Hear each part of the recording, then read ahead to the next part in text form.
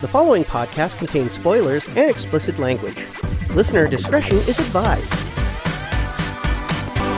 Hello and welcome to Animated Anarchy, the show that takes a critical look of animated features of all kinds, and by the end we determine the good from the bad. Hi, I'm Andrew Dickman. And I'm Mike Ruocco. Hey!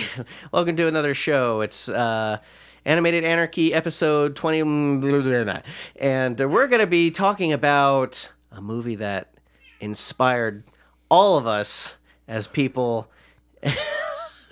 I can hear my cat in the background. He's being very annoying today.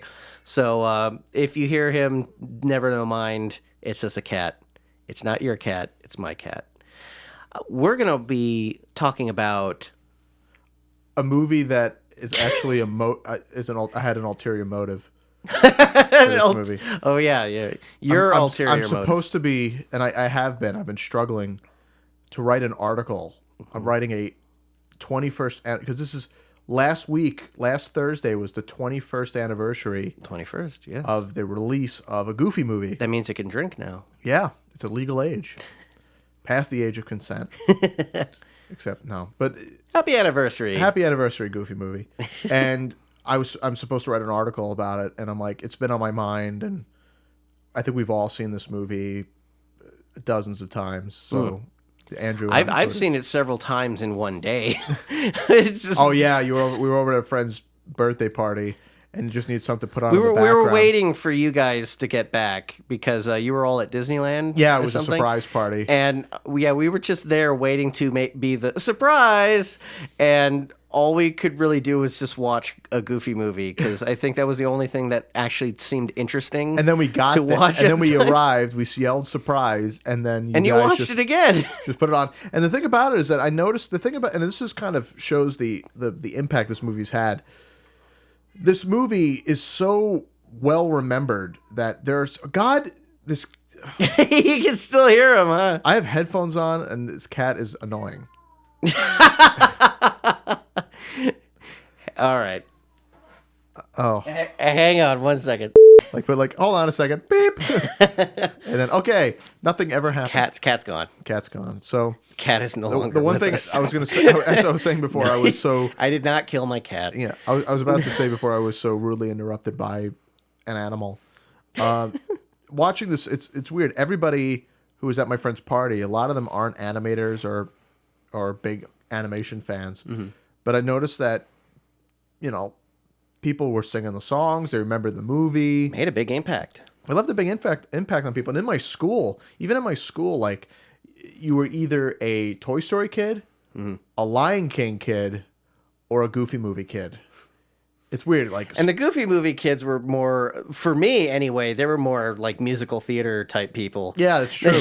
But the thing is, I noticed that the group, you couldn't be in our, it's very biased. I mean, this is the movie before Very High School Musical, right? Yeah. Very segregated. There's you either in one group or the other. You couldn't be in both. You couldn't have a step on the line of both. Yep. And there was a lot of Goofy movie fans, and I was one of them. I was probably, because I thought Toy Story was okay. I thought Lion King was okay, but it wasn't the greatest thing ever. But Goofy movie, I was a huge fan of Goofy. I love the character. I loved, all those movies, because they all came out around at the same time. I loved all of those movies, but Goofy movie just seemed to make the biggest impact on me. It resonates with just people. because... And I don't want to. I don't know if it's because of that whole. It's more grounded, like it's more like it's a high school mentality. It probably hit me the most because I was a teenager at the time and this came out. So seeing a movie about teenagers just seemed very apropos. It's weird. I was really young. I was about 6 when this movie came out, and the thing is, when you're young. Oh wait, yeah, no, I haven't even started high school yet when this movie came out. So you were close to that age. Yeah, so I was in middle school and I was probably looking forward to high school. I was about 6, and to me, when you're a kid and you watch any movie about teenagers, you like it because you know that you're going to be that. Yeah, soon. Exactly. That's where I was going to get at. It's that mentality of. Kids will like something that is of a higher grade level because they aspire to be that. Yeah. And it's the same goes for that age group. They rather look up to a higher like age range. That's why there's so many. And teenagers want to just see adult stuff. That's why there's so many teenage like kids at the mall or kids at high school shows. Because so many kids are like, I want to grow up and do nothing. Yeah, exactly. So yeah, and so like Goofy movie, it's that movie that every movie. I mean, every year I've probably seen that movie at least once or twice every year. Either being at a friend's house and like, let's watch a Goofy movie, and that's one of those movies where, like, even today, we were gonna sit down and watch it, but it's like, you know what? We've just seen recently it watched so many it. times. Not only did we recently watch it, but beforehand we've watched it a dozen times. I think even since I've met you, and that was about 4 years ago. Yeah. I think we've watched that movie at least 2 or 3 times. Yeah. So it's like, I don't think we really need to say anything about this movie. Well, that's a podcast. All right, bye. Yeah. say anything about what need to rewatch the movie to be reminded, because we know the movie so well. The thing is like when it comes to movies, I only watch movies that have meant so much to me several times. Like Iron Giant, I saw that's the only movie that I ever seen in theaters more than twice. And I think at a total I've seen it in theaters 6 times when it was out. And even more so when I got it on VHS, and even more so when I got it on DVD. And it shows up a ton of times on back then on Cartoon Network and stuff like that. They used to play it all like Thanksgiving weekend. Yeah, and I would watch it several times, and I just wouldn't get tired of it because it's just such an impactful movie that I just enjoy seeing it. And with a Goofy movie, I feel the same way about it. Like with Lion King or Toy Story, it's like I probably want to see that movie every 5-10 years or something, just to be reminded of what it's about and see if there's anything like just tidbits here and there. Goofy movie is something that I just, if anyone says like I've never seen a Goofy movie, I will tell them like, you're going to see a Goofy movie. We'll watch it together right now. Yeah. So and I will sit through the entire movie again and again. And if there's someone else that I know the next day who hasn't seen it, I'll tell them, let's watch it right now. Yeah. Even though I've just seen it yesterday. And the thing is, too, I don't know, maybe it's just because I've only met certain types of people who've seen it, but I have never met anybody, I've never personally met anybody who says that they didn't like a Goofy movie. Yeah. Like, and if they do, I'm probably not their friend. No, but for the most part, it's like I know people who are just kind of like about the movie. They don't really have strong feelings for it, but they don't feel one way or the other about it. But it's not like they vehemently hate the movie. They don't say it's like, oh, this is just a terrible movie. I just know people who are just kind of like, it was a movie. I didn't mind it. And that, honestly, I feel that's more strong of a statement than just saying like, someone just hates it. Yeah. Because at this point, if anyone really hates this movie, I kind of wonder if there's something wrong with them. Yeah. Because I've never really met someone who doesn't like this movie like completely, like with a full passionate hatred, or have like a good reasoning to back why they hate it so much. Yeah, like I could, if there are reasons, I mean, I could see why someone might not like this movie. Right. Yeah. I guess I'm biased because I love this movie so much. No. I understand completely too. If someone comes up to me and tells me why they don't like it, right. I mean, I will listen to them and I will understand why. But with this movie, I haven't really met a whole lot of people who don't. So it just is such a foreign concept to me. If I will ever meet someone and go like, oh yeah, I really like a Goofy movie, and they say like, wow, you like that movie? That movie sucked. Yeah. And that wouldn't process with me. I would just like stand there and look at them and like go like, I've never heard of such a thing in my entire life. And the thing about it is like, if someone never saw a Goofy movie or heard of it and was told about it, I could see why they wouldn't see it, because with the title alone, a Goofy movie, you're like, oh really? Mm-hmm. A movie about Goofy? That and it is such a strange concept to bring up, because it's like it's a feature-length version of Goof Troop. Well, It's Goof Troop the movie. Yes, that's the thing. Which is really like, of all the Disney afternoon shows, like, well, there was a DuckTales movie. Yeah. And that is understandable. A Rescue Rangers movie I could understand. A Tailspin movie I could understand. A Gummy Bears movie I could understand. Goof Troop was like the only one which was just like, it was like a family sitcom show. It didn't need a movie. It didn't really need a show.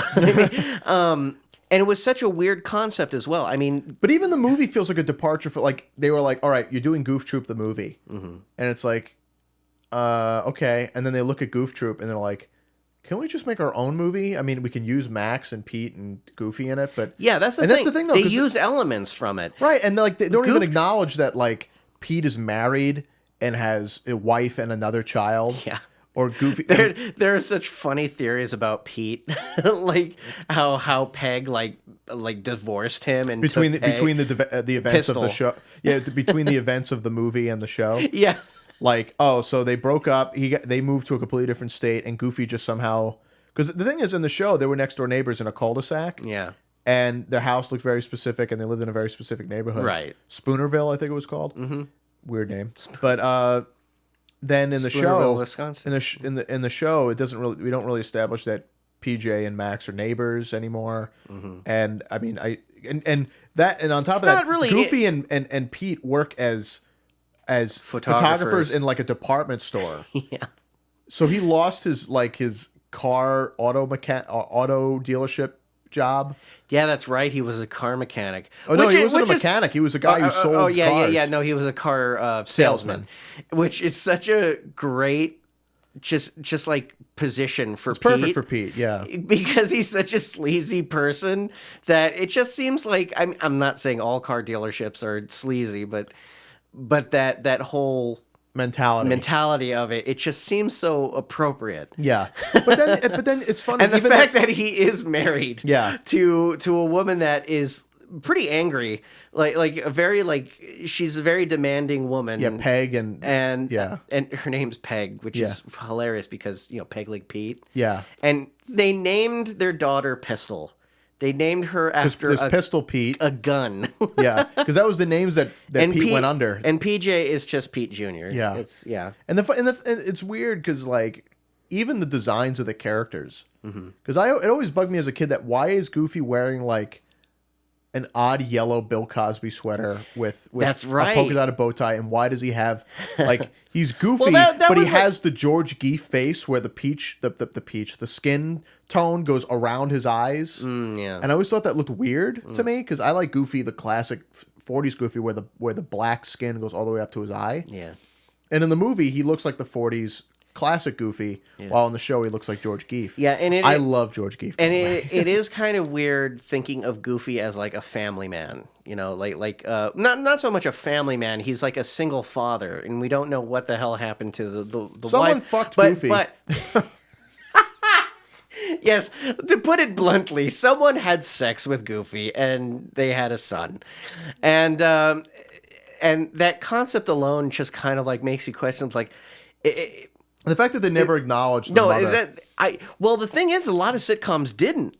When you think about it, a lot of kids are like latchkey kids, with single parents, like either just a single father, or mostly a single father, or a single mother, or something like that. And with this one, it's like. Also it's Disney. It's only a one parent per household sort of deal. And that just, it works. I mean, for all we know, this woman who married and had sex with Goofy probably just couldn't deal with his antics anymore and divorced him and left and went as far as possible as she could because she didn't want, she was living with a fire hazard. There's no acknowledgement.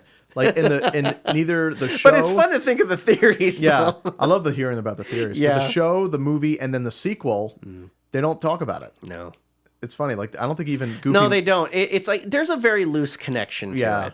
But another thing too is that I realized, and I was thinking about it because I'm when I go home tonight, I'm going to be writing Yeah. this. I'll probably be listening to this episode now just to get some reference too. Right. Because it helps to talk to somebody about it, because that's the problem I have with writing, Mm-hmm. is that it helps, because I get too bogged down in actually sitting down and writing and Right, making proper yeah. syntax. It's So this good. helps. It's a good to bounce off ideas. So I'm glad you agreed, instead of doing, what was the original movie that we were going to do this week, which we'll probably do next week. We're probably going to be doing Quest for Camelot next week. So I'm glad that we're doing at least a good one to balance out Yeah.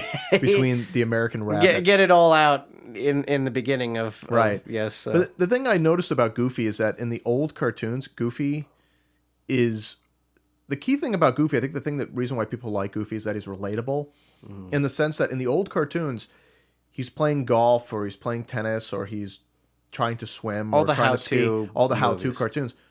Is that you can relate, because as a golfer, as a swimmer, as a skier, you can relate to the problems that Goofy faced, even though it's very over the top, and you can laugh at him because it's relatable. Yeah. And he's a simpleton. And also the whole, when he is a family man, because They do those cartoons too. while we are questioning the whole thing about, like, oh, how could Goofy get married and have a kid? The same way anybody else can. Well, yeah. Well, yeah. I mean, the older cartoons, he had a son. He had a wife. Well, you couldn't see her face, but he had a wife, and while he is called Mr. Geef or something like that, it is still Goofy. Yeah, it's Goofy. And seeing him in this family setting scenario of what era is this? 1950s. It's a suburban, post-war, right, world, baby boomer generation, yeah, and.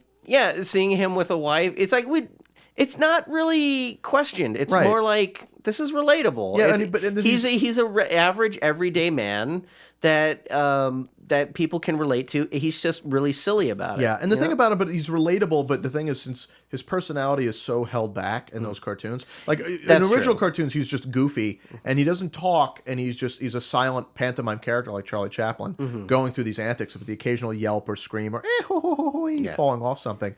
And then later he has a voice, but he's not a really developed character. I've got a cold.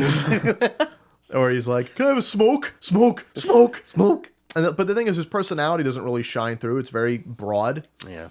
But then you come 50 years later to the era of even in Goof Troop. Goof Troop is a very simplistic, goofy character. Yeah. In comparison to Max or even Max and PJ and Pete. Pete is a much more specific personality than Goofy. I really need to go back and watch Goof Troop episodes, because what I remember mostly is that Max would always have a scheme with his friend PJ. I don't know, Max. I don't know, Max. And Max would always have this plan for something. Like, he was a schemer. Yeah. Like, he always had, like, an idea for something. But then his dad would be in the brunt of it, because he was always the... Not so much the patsy, but he was the instigator. Yeah, he always wanted to know what was going on with PJ, make sure he was on the straight, not in the straight and narrow, but he wanted to just, like, I know, like with Pete, he always is like, I'll make sure them kids get what they, get them in trouble. Yeah. Pete was always like, he was kind of like trying to snoop in on the whole scheme, and P was more of a focus in it, because you wanted to see what would happen to him, because he would always get involved in it. He's a disgruntled neighbor. But Goofy would just be like the happenstance of, like, in between these problems. Yeah. And then he would get, like, the brunt of everything, just because he can live through an explosion or getting electrified or something. So, and the thing about Pete though is that it's fun watching Pete. He's just Goofy's existence bothers him to no end. But then whenever Goofy is just being himself, he'll be like, "Hi, neighbor." He was the Ed Big Head. Hi, neighbor. And then Pete just is so fuming just for Goofy's. He just hates Goofy. You better get away from my salmon bushes. Crossover.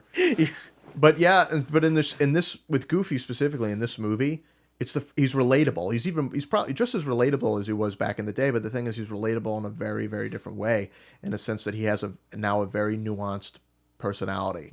And you never see Goofy really be genuinely upset or angry or disappointed or shocked outside of stock cartoon versions of that, very maudlin, like blubbery crying or just basic cartoon anger. So it's funny. It's interesting to see of all the characters, because the thing about, to me, it's strange because they did it in like the Three Musketeers movie they did later, where you're seeing very defined personalities in someone like Mickey, who is really just a stock like character. Yeah. But to see him actually emote and go through very relatable and very nuanced emotions, it's really strange. But for Goofy, it's very fitting in a weird way. In this movie particularly, because he's a parent. There's been cartoons where he's been a parent. Yeah. But here now it's really dealing with the awkwardness of a kid who's transitioning, is growing up and leaving the parent behind. Yeah. And the parent wants to do everything that's good for the child, but they're getting too close, and it's making the kid feel weird. When you think about it, to a kid, your parents are always going to be like, "Oh, Dad," it's like, why are you embarrassing me like this? And he's almost like the extreme equivalent of what a kid thinks a parent does to their kid. He would be the most embarrassing parent to a teenager. Right. If you were a teenager and Goofy was your dad, that's embarrassing. Every PTA meeting must be a freaking joy. Yeah, and I mean, like, when kids think about their parents, and it's like, oh man, I can't believe my dad's here, or my mom's here, or something like that, and it's like, oh god, I can't believe they're driving me to school. It's like, can you just like let me out here, and I'll walk the couple blocks, and then you can just drive away or something like that. And another thing too is that it captures this movie, I think, more so than you look at the movies that came out around the same time, like Aladdin, which came out only like 2 or 3 years before this. Aladdin and Jasmine are technically teenagers, right? They're about 17, maybe. Your 16th birthday. Oh yeah, by your 16th birthday. They're all 16. 16. They're all underage, and they're all Aladdin and marriage. Jasmine don't look 16. No, I'm sorry. No, they don't. So I'm sorry, whoever designed them They're that way. But Ariel, every character should be in their 20s, but no, they have Ariel, to be 16. Belle, Aladdin and Jasmine, and Pocahontas don't look like teenagers. Nope. They look like 25-year-old, like Tom Cruise and Risky Business age. They're all pop stars. Right. But Goofy movie is probably the first time I've seen an animated film where being a teenager, like they got it. Like they understood how awkward it is being a teenager. Yeah.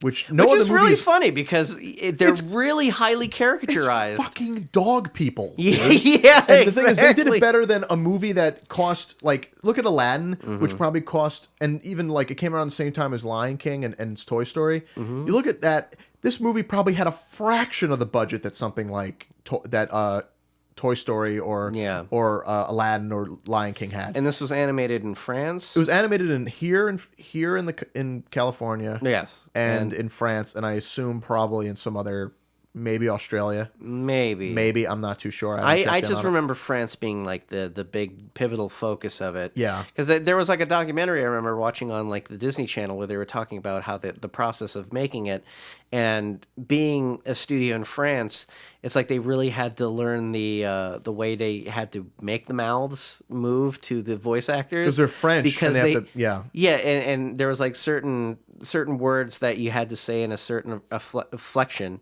Yeah. But you couldn't do it in the French inflection. You had to do it in like the American version. So, and there were also words like they didn't know what the hell goob was. Yeah. So when Max says like, "Oh, what a goob," it was like, "What is a goob?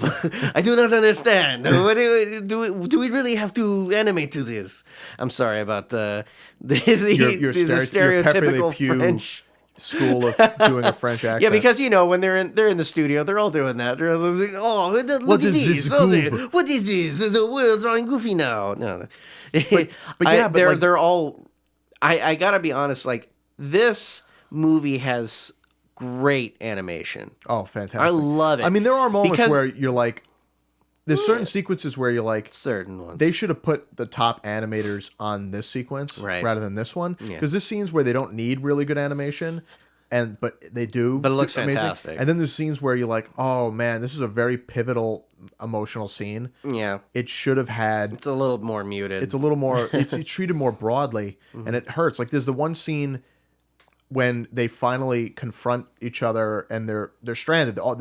There's nowhere where Max can escape or Goofy can escape. They're on top of this car in the ravine, and there's that moment where he's like, I want to be a part. I just want to be a part of your life. Yeah. That sequence isn't like, and he's like, no matter how big you get, you'll always be my son. It's not.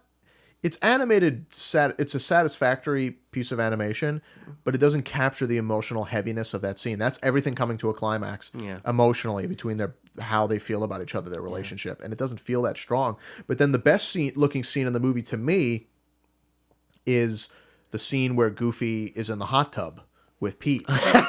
Yeah. And also the infamous hot tub scene. And then this is another thing. I'm going on a tangent here, and we haven't even discussed like the actual plot of the movie yet. No, We're like half an hour into this thing. Yeah, that's all right. But this movie, what I love to see in animation are moments that are relatable. Yeah. That things that everybody's experienced, but in animation, no one really like shows it or does it. Like I've said before, like there's that scene in Up where the dog's ear goes inside out, and I'm like, that's brilliant. Being around dogs all my life and seeing everybody who owns a dog has seen a dog's ear go inside out and stay that way for a while and then flop out. Mm-hmm. And up until animated dogs have been around since the teens. Right. But nobody, even through Pluto and through Lady and the Tramp and through Dalmatians, all the way up to modern movies, I've really done that. Yeah. no one has done a dog's ear going inside out, and they finally did it Up in 2009. Almost like 90 years since the inception of, like more than 100 years since the inception of animation. In this movie, there are so many little things. It's probably the first time we've ever seen a hot tub, Velcro, aerosol spray cheese in a movie, in an animated movie. Yeah. It's so, I mean, of all the movies. A diner in the middle of nowhere. Right. Animated.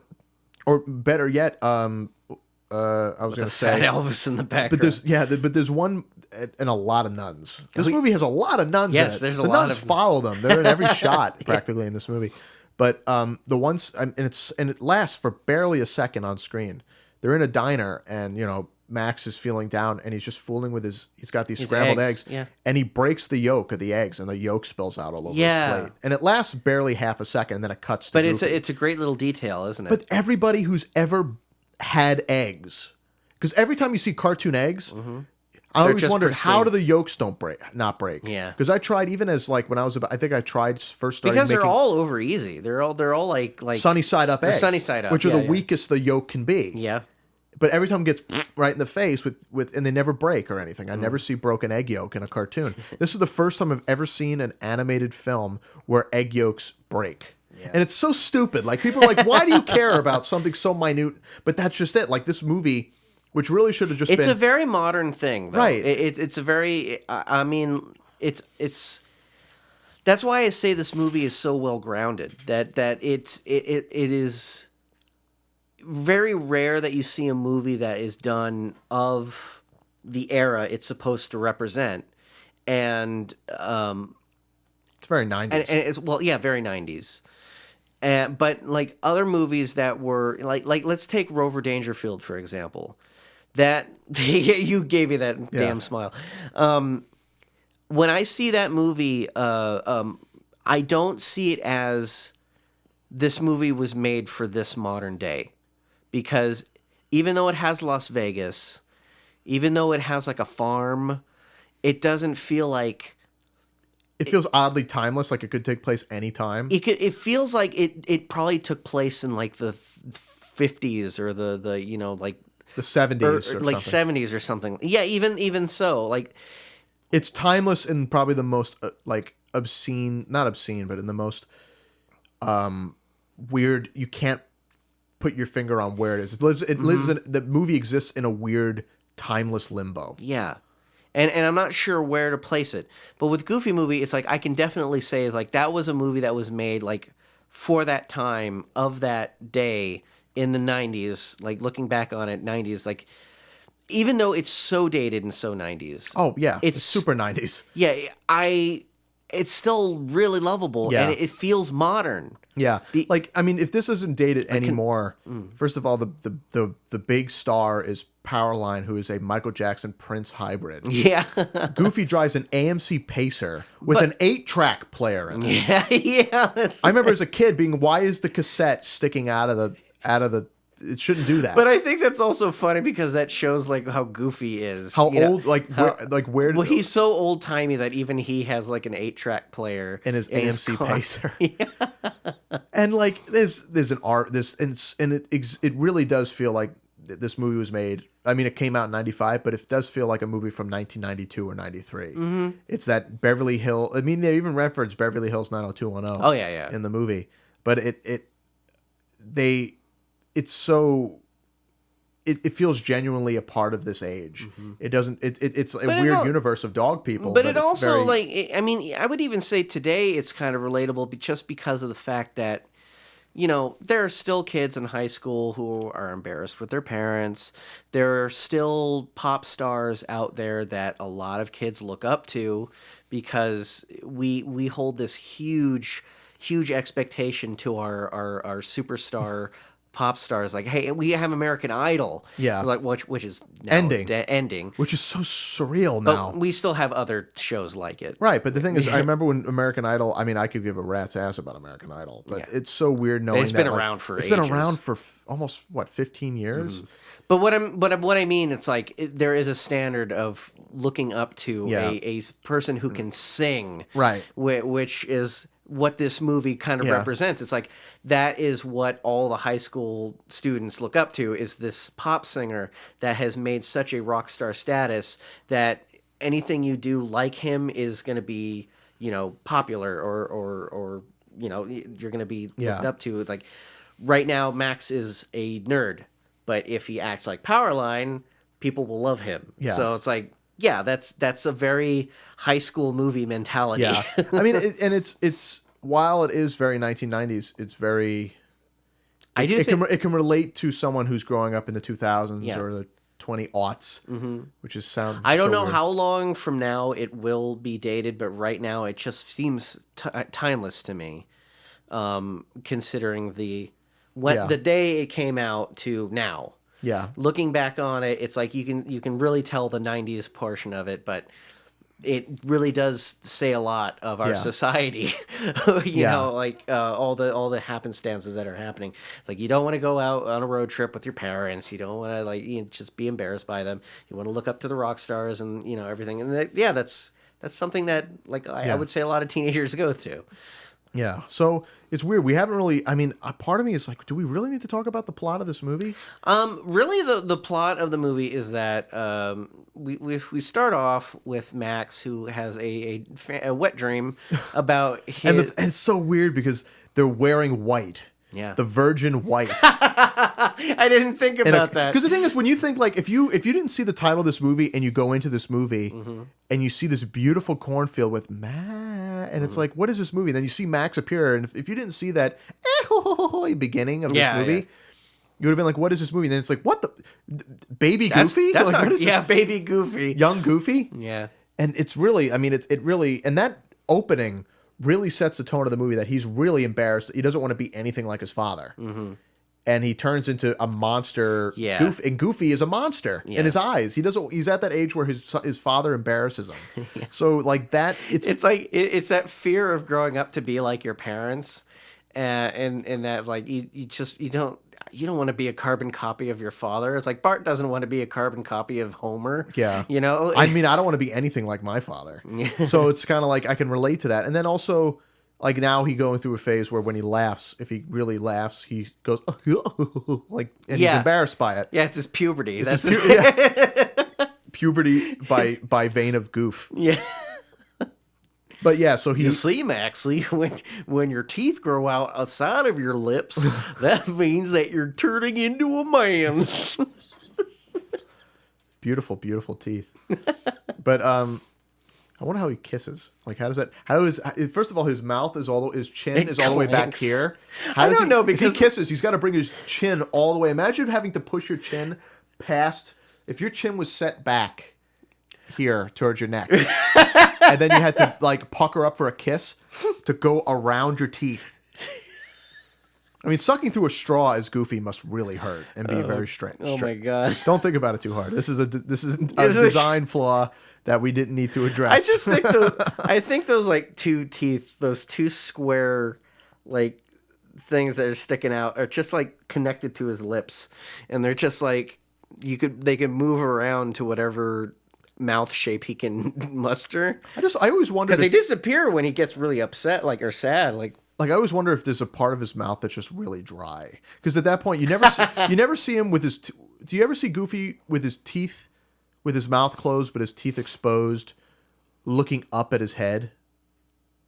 Because then technically, wouldn't you see? I'm trying to think of that in my head right now. Wouldn't you technically see like if you saw like imagine if a duck's bill closed, but there wasn't the half of his bottom part of his beak was gone. You would see the inside of his mouth, right? Yeah. So Goofy's teeth are in his gums. These teeth are on the edge of his lips, so if he closes his mouth, his jaw only closes halfway to the front of his snout. So there's a whole exposed cavity of roof of his mouth with exposed teeth that you don't see. We should do the anatomy of Goofy's teeth. It's really somewhere. It's weird. Yeah, it is getting really too weird. Yeah, I don't want to think. But about anyway, it's like he wakes up from this dream. He has a dream about this girl that he likes, and he answers his Mickey Mouse phone. He has answers his Mickey Mouse phone, his very European alarm clock, which just has like the flaps I had to one it. of those. You had one of those? Oh, okay. I always thought there was like because I saw them all over in Germany. Before digital clocks, that's what we had. Okay. Well, I maybe I'm just was too modern or something. Yes, you were. Well, I always had the clocks with the hand faces on it. So I did, and then I had one of those, and then I had a digital alarm clock after that. So he gets a call, and he's late for school, and he's in his tidy whities. And he's getting out of bed, and Goofy comes in and starts vacuuming. Goes to school with a piece of toast in his mouth. I was about to say. And here's what's great. When Goofy first introduces himself in this movie, he has like a towel on his head, a pink towel like wrapped around his body and it's around nice that his he's head. keeping his 3 hairs on his head, dry, nice and dry. Yeah, it's like he has a beehive. He looks like Peggy, like Peg from Married with Children. Yeah, with the beehive. Yeah, and he's wearing like a towel up to covering himself up. Yeah. And and then he sends him off to school, and we begin this. You forgot your lunch. And he starts singing this After Today song. And this is the thing we haven't discussed really are the songs. Yeah. The songs, everybody I've known about this movie, they almost know the lyrics. Yeah. More so than any Disney song. This is one of the most memorable soundtracks that I know of. Which is weird. I read the reviews for when this movie originally came out, and the biggest complaint was that the songs weren't memorable. Who are these people? Awful human beings. Yeah. But that was when the movie originally came out. But they didn't realize, I mean, at that point, you can't really judge how Well, here's the thing. I think when people were judging the music, they were judging it based on other Disney Lion movies. King, Aladdin, Beauty and the Beast, which are supposed to be like extravagant musicals of movies. And when this movie comes out, it's just like, I'm talking about my high school. I'm going to go over there and meet my girl. And it's that is like so different and a disconnect from the movie, original. But like no other, like a Disney, people have done covers and karaoke and did singing on YouTube and stuff of like Aladdin songs. But this movie is so different where people will reenact whole sequences of this movie in live action and film it. I've seen that one. It's nuts. Yeah. Like that I think is unbelievable that this movie has stood the test of time that much that they can reenact a whole scene of a movie and the song and everything. Yeah. Well, it does really tell you about just kind of like a cult following that this movie has been given. And that it really reminds you of your high school days. Or, I mean, even high schoolers can relate to it because this is what high school is. I mean, it's a very Hollywood-esque style version of it. Yeah. But then again, every movie about high school is. Yeah. And I think that's what we like about it. It's like we like the fantasy relation to it.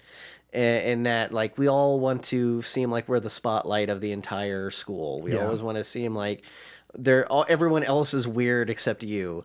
And when we go through this entire musical, we see like a ton of different like tropes of characters, like a background characters that are people that would show up in high school. And on the top of that, not to change the subject, but on speaking of that, the amount of character designs, the variety. First of all, you look at an old Goofy cartoon, the character designs are just the same, almost the same Goofy. body type Goofy, and occasionally a chubby Goofy or a short Goofy or a really tall lanky Goofy. Yeah.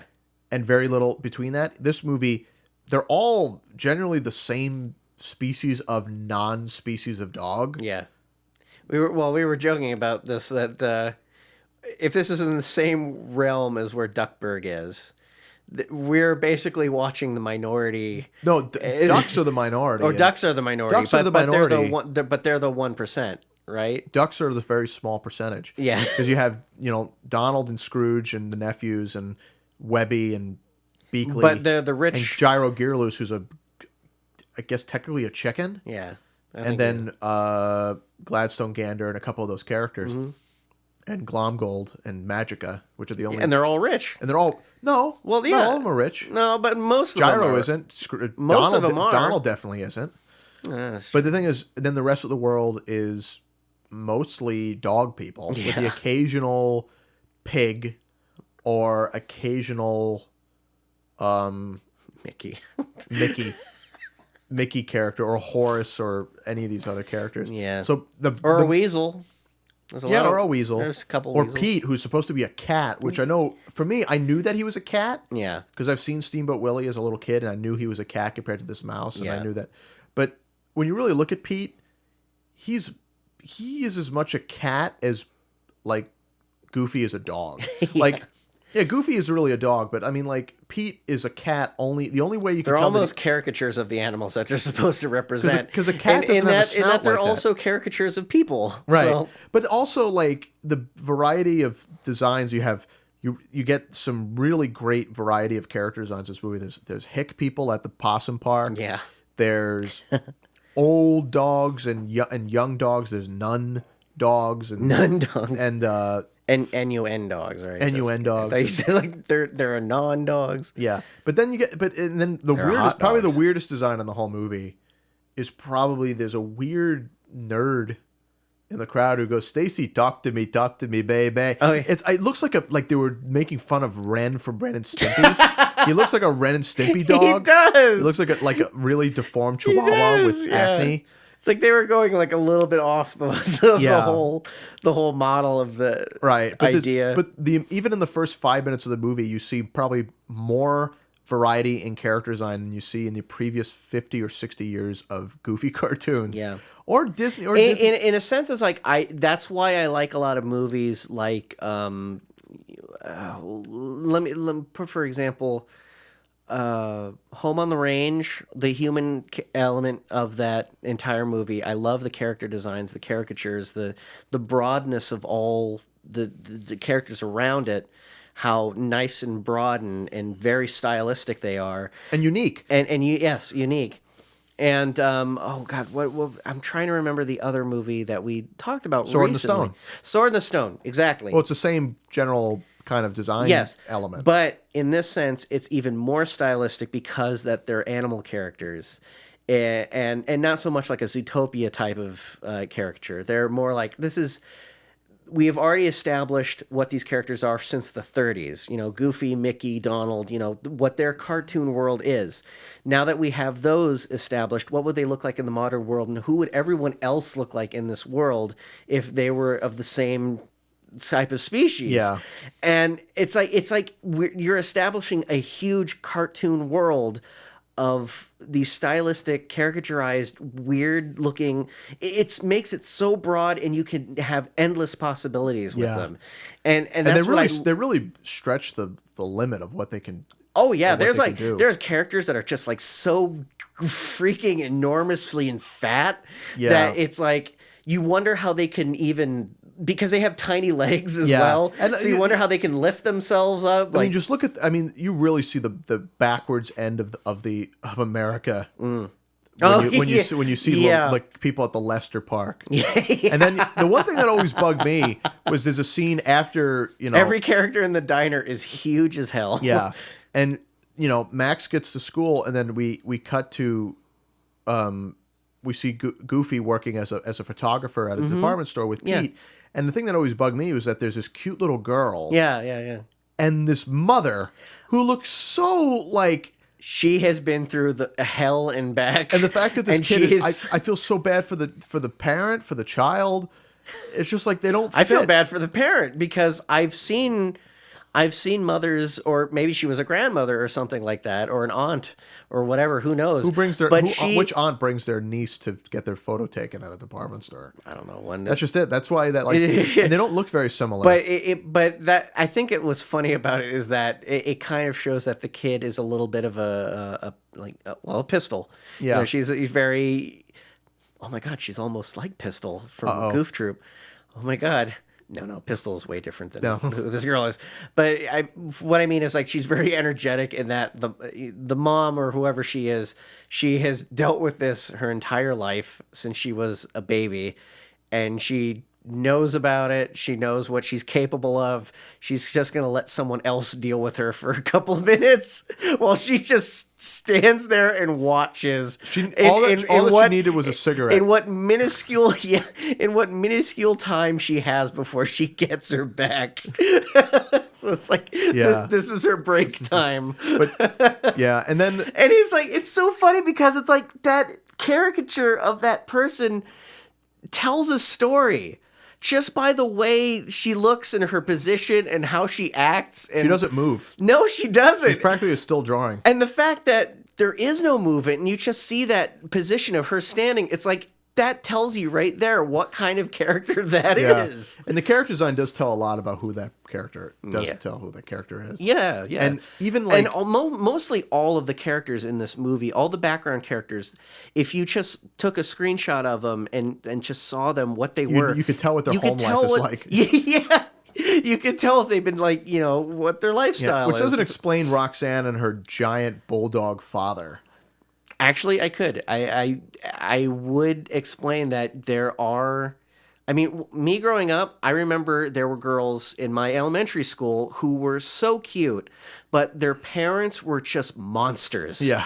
Because they were. Sorry, I apologize to any of Andrew's childhood friends in elementary school who might be listening today. You know who you are. No, but I mean, like, you go to their household and you meet their parents, and they're just like these gigantic people who are just like so protective of, because they know their child is cute. They know that there are predators out there. Yeah. So that they have to be the strong people to destroy the will of whoever goes near them. Yeah, well, especially because Roxanne is probably the most attractive pretty much girl in the school. Yeah. And like the father knows that there's there's other like very attractive, goofy characters in there as well. Who's like, who's that guy? That's not attractive to me. No, attractive in voice look. aside. Attractive in looks, not in personality. Right. But so no, my pep rallies to cut. I know someone who's like that. Yeah. So it's like I knew someone who was like the chubby girl who faints on the football field. I think everybody's. That's the thing, though. Yeah. It's so That's another thing about this movie. Again, the word relatable. We can say this word a million times, but everything about this movie, the high school experience, everything about it. There's so much that you could be like, I know someone who's exactly like that. I know my school was exactly like that one. I knew a kid who was into video editing who's exactly like Pauly Shore's character. Yeah. And that's another thing too. So we get into the school and the song ends and he finally sees PJ and they go up to Bobby, who's voiced by Pauly Shore, which I'll go so far to say is this is probably Pauly Shore's best movie. Yeah. Is the Goofy Which movie. is not saying much. It's not saying much but he does, for his character and who he's playing in his portrayal. It is perfect. Yeah. It is like pitch perfect. Yeah. And he works in like audio Such visual. A surfer mentality. Yeah. Sort of like. He's like an audio visual guy. He obviously like smokes weed when he goes home. Obviously his biggest influence is Rob Schneider. Or Tom Green or one of those people. He's very in that same vein. Hey, Principal Mazer. Yeah. How you doing? The Mazer Meister. The principal of whatever. But yeah, so he helps him set up this big elaborate thing to impress Roxanne at the school assembly, the end of the year assembly. Yeah, which no one looks forward to. Yeah, well, they like Stacy because she invites the entire school to her house to watch the Powerline concert. Yeah, I mean that's kind of a. I mean that's going to be a big party. Jesus. Yeah, and she's like the popular nerd. Well, that is true. She's a popular nerd. She's like best friends with Roxanne. But she's also like, I guess, what is it called? The everyone loves her. Oh, she was like not top in her class. The class, the president something. Like the class president or something. Yeah, something like that. Well, either way, she's likable. She's guess. a likable, you know. Well, yeah, I mean, she is a cute character. I mean, yeah. It's just the way she is. She's the nerdy friend of the hottest girl in the school. But she's also very popular herself. Yeah. It seems like, because everyone's cheering for her. And then when she calls out Principal Mazer, this whole school just immediately stops. Whoever did the sound engineering on this movie just said, all right when he comes out on stage, I'm just going to turn the volume to 0 or -2. Yeah. Less than 0. Mm-hmm. And I love Wallace Shawn in everything. Like, I love him as Rex in Toy Story. Mm-hmm. I love them in Incredibles, and in BoJack. We had him on BoJack, and he was great. Inconceivable. Yeah, and just him. I mean, the line of just how about science slumber parties. He makes such a great principal. That's just he plays a great nebbishy boss. Like that's just and. What's really creepy he's about Nixon. He's Nixon. He even acts and looks like him because he's like, there's all big Republican in the school system. Yeah. But he has this nasally, like, high, thank you, Stacy, kind of. Yeah. And and obviously, he's the principal that blows things out of proportion. So once this whole spiel happens, and he gets like Max gets caught in trouble, busted. They have been busted. And then they're at the principal's office, and that's when Roxy comes in again, and they see. And they have that awkward teenage meet. Mm-hmm. Yeah, so like Roxanne comes up to Max and asks like if they want to go out together, and she says yes, and then Max is like really excited and happy, and then of course the principal is out looking at this and it's like, you're causing a disturbance in this school. He calls Maxwell Goofy. House. He calls Goofy at work, and and another thing, and I keep going back and forth, but this is just talking about the movie as a whole. Mm-hmm. The cinematography in this movie, it shouldn't be so dynamic for Goof Troop the movie, but just to begin with, I mean, the Powerline concert scene is great, but then the scene in the principal's office where it's just the light coming in through the blinds. I'm going to go back to like it just looks all of a sudden like with the whole Nixon connection. It almost seems like a deep throat scene. Watergate. Like, the Watergate scandal. Where he's just like he opens up the blinds and you just see the line. It's wonderfully shot. It's just him with the lines walking up in his posture and the thing I noticed that as the scene goes on, the camera gets closer and closer to Goofy's face, and it gets very uncomfortable. Yeah, and it gets darker. That's how you make people really uncomfortable in movies. You bring the camera very, very, the more he talks about it, it's like you're causing a disturbance. Dressed like a gang member. Gang member. Gang member. That's probably the weirdest line Goofy has ever said. Outside of "Can you kiss my boo boo?" Which is something, it was a whole story. You never heard that story? No. They were recording, this is completely a different tangent, but they were recording Mickey Mouse Clubhouse. Oh, okay. And there was a scene where, there was an episode apparently where Daisy's a doctor. All right. And Goofy gets, because it's a preschool show, he gets a boo-boo. and he's like, gosh, Daisy, can you give me a kiss on my boo-boo? And the thing is, hearing the story, because I heard stories about the voice actors laughing and crying in the booth, and they used to have ensemble recordings for Mickey Mouse Clubhouse. They used to have ensemble. I'm laughing my ass off about this. It's like, just hearing you, it's like, and then Goofy has a boo-boo. Daisy, can you kiss my boo boo? Yeah, but they used to have ensemble recordings. They used to have all the actors in the booth, and then everything dies down. And I think Wayne Allwine, when he was still alive, was like, "When you're done, can you kiss me on my boo boo too?" And in the room, and then of course the engineers are like, "Guys, stop! Seriously, we got to get this thing done by 5 o'clock. It's already 4:30." Yeah. And Daisy says like, "No, no, Goofy only. Yeah. Goofy's the patient. No, but that is not okay." You can. But it was in the script, and he said it the way they wanted him to say it. So. All right, so in this position, Goofy basically now there's some misunderstanding. There's a misunderstanding, and Goofy feels like he has to do something drastic to save his son, and in order to do that, he thinks of, I'm going to take a road trip with my son. Yeah, I'm going to take a road trip with my son. Lake Destiny, Idaho.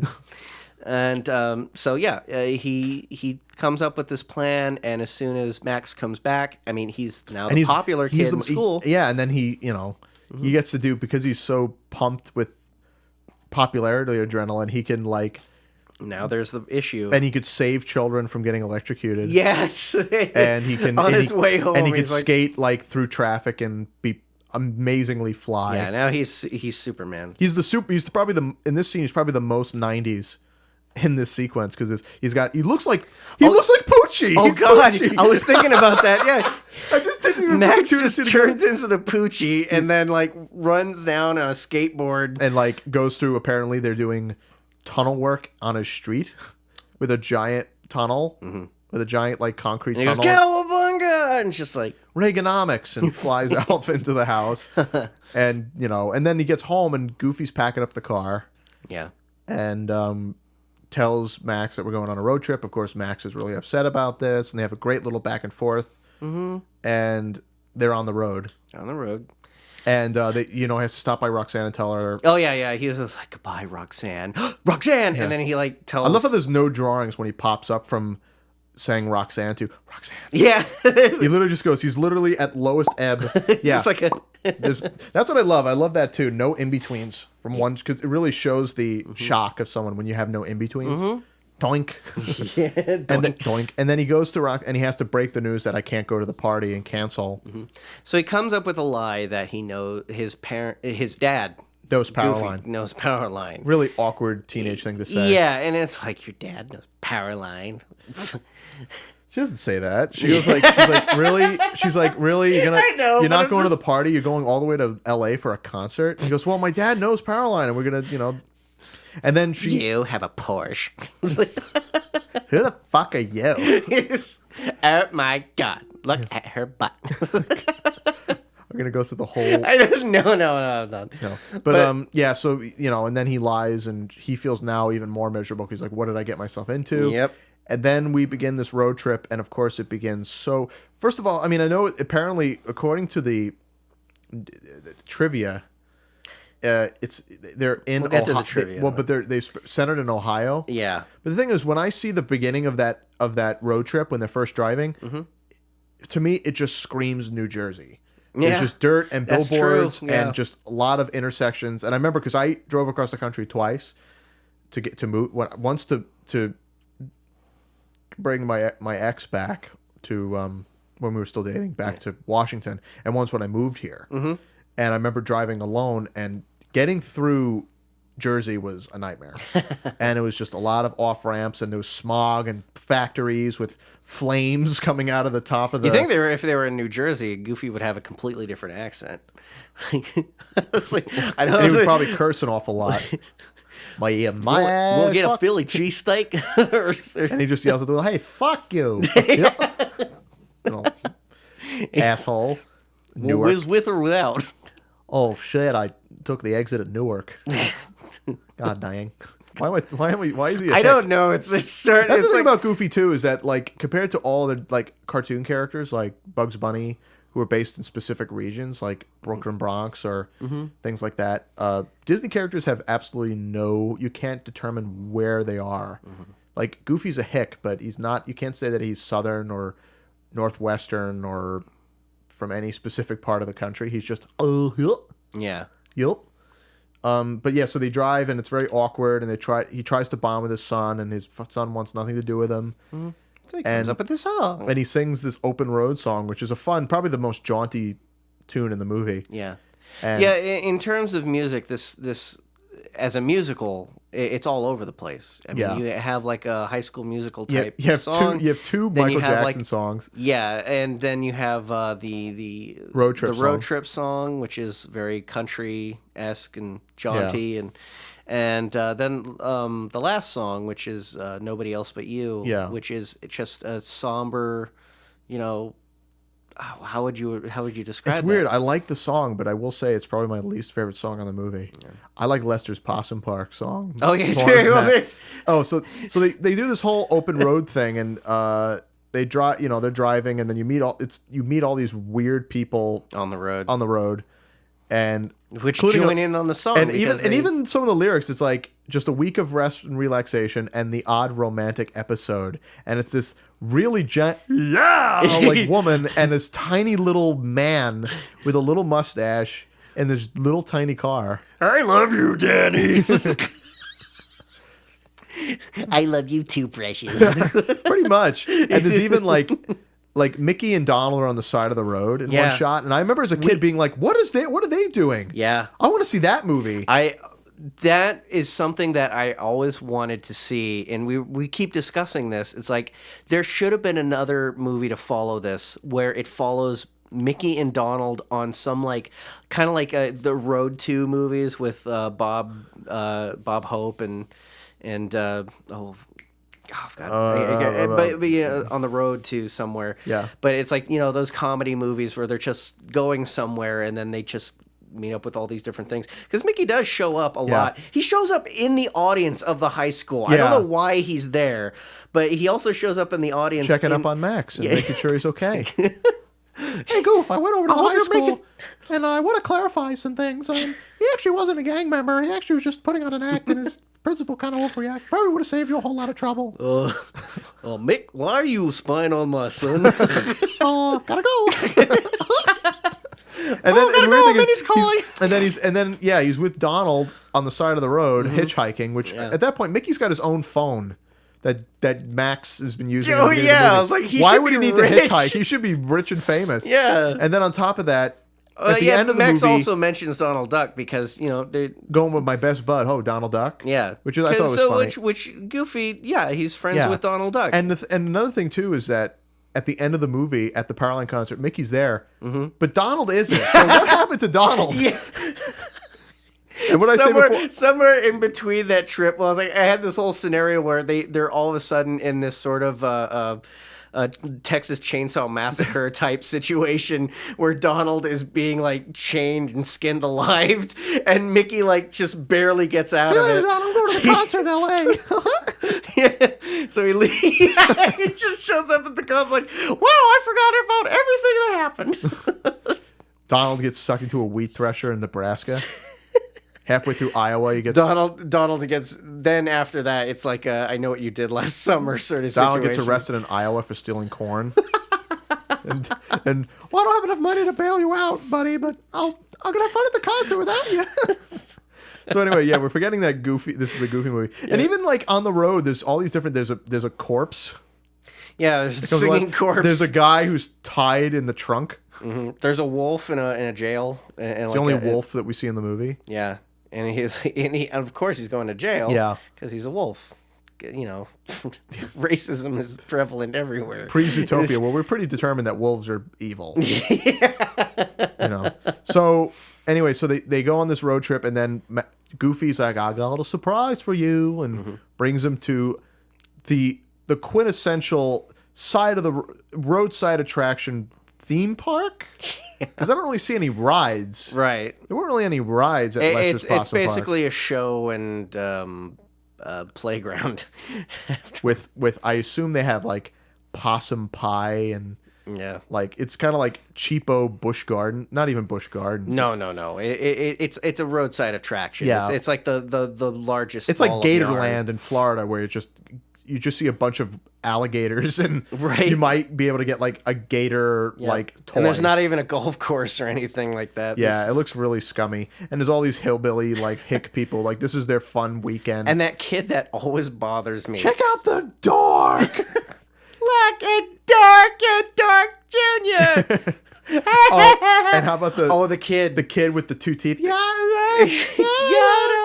That's the most awkward fucking child I've ever seen. But you can see that happen. It's like this is a kid that you would see in this roadside, which is attraction. perfect. Again, with the characters on it, it's like, what kind of kid would you see at a theme park? Mm-hmm. Like this, a kid with two missing teeth, and it's a kid. It's like the parents who bring their babies around, and they're not wearing anything. They're wearing a diaper and a shirt, like Tommy Pickles, it's just like which is really just a sign of really like lower middle, not even lower middle class. It's like Little Bear, it's like the parents are clothed, but why is the children running around nude? But it's like, it's of course this is super embarrassing, and the great thing about it is that it's shot in a way where they shoot it with very strange angles when Goofy is dancing with Max.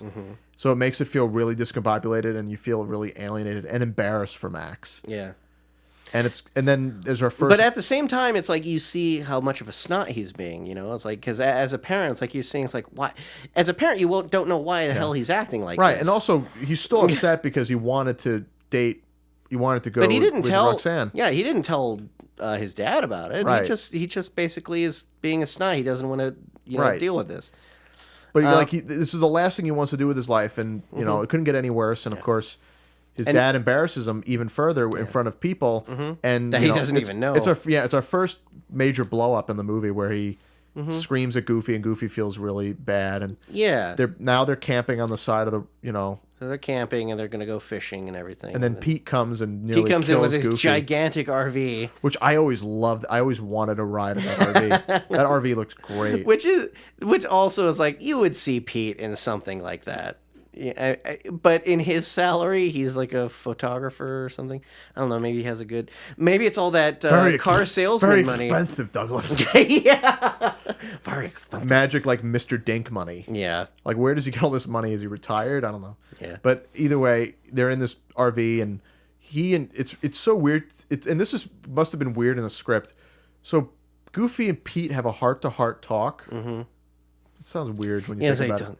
Yeah, it's like, and then they have like, and then even like Goofy's like keep them under your thumb or something. Another thing too is that Bill Farmer, like Pinto Colvig, who was the original voice of Goofy, didn't bring any level of emotion to the character. It was just something wrong here, and just like basic hick stuff. Yeah, well, that's the great thing about Bill Farmer is that he can capture that feeling, but he can bring it to a new level. He's very emotional, and it really shows in not only the acting but the voice. Yeah, especially with a voice, because he knows how to tone it down. Because the point of Goofy and all those characters that they have to they're really outward characters. Like, he really has to play up being Goofy. Yep. But in this movie, he's like, I don't know, Pete. I guess I don't know what I'm doing. Yeah, there has to be some sort of subdued acting in there. Very restrained. Yeah, so which is hard to do with that. Because like if he's confused, he has to be like, "Well, I don't know about that." Candy. And if he's sad, it's like, and if he's upset, he's also there's moments where he's angry, and that really shows. And on top of that,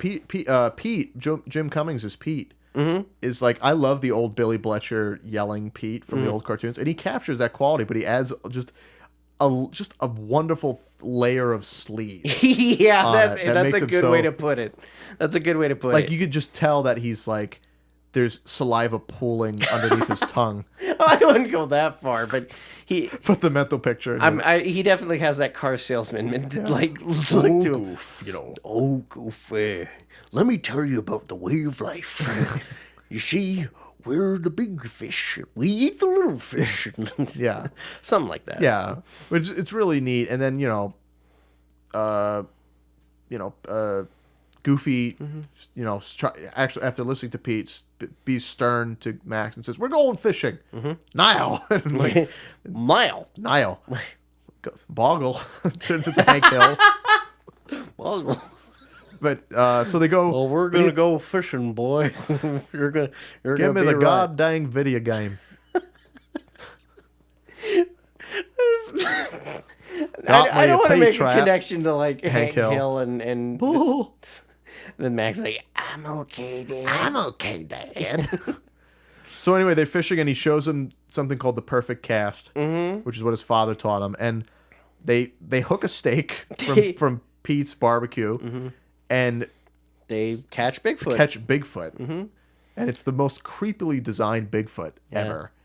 I think he's funny. He's funny. He's hilarious. It's like Another thing I noticed too about Bigfoot is if you ever see, I mean, I don't want to go into a whole extremely goofy movie, which I like. I actually really like extremely goofy movies. Oh yeah, too. same here. But that's another discussion. there's the altogether. house where the fraternity that Goofy's in. Yes, There's one of the people in the fraternity is just I know who the you're talking Bigfoot, about. but he's shaved. I know who you're talking about. Yeah, has the Is that same Mickey face. Mouse over there? Has the Mickey Mouse.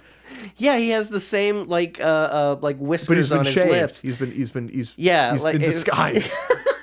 It's like. How did he get it? Hey, it was like, how did Bigfoot get into college? It's like he got an education. His entrance essay must have been really great. Roar, roar, roar, roar, roar, roar, roar, roar. Wow, what a recommendation. You're in. Can you pick up a pencil? Well, the standards of college are really low these days. So it's called, as long as you could, somehow we could just pay for the school. Yeah. Either, unless you got a Oh, he great, got his money from some RV or some, probably that was visiting.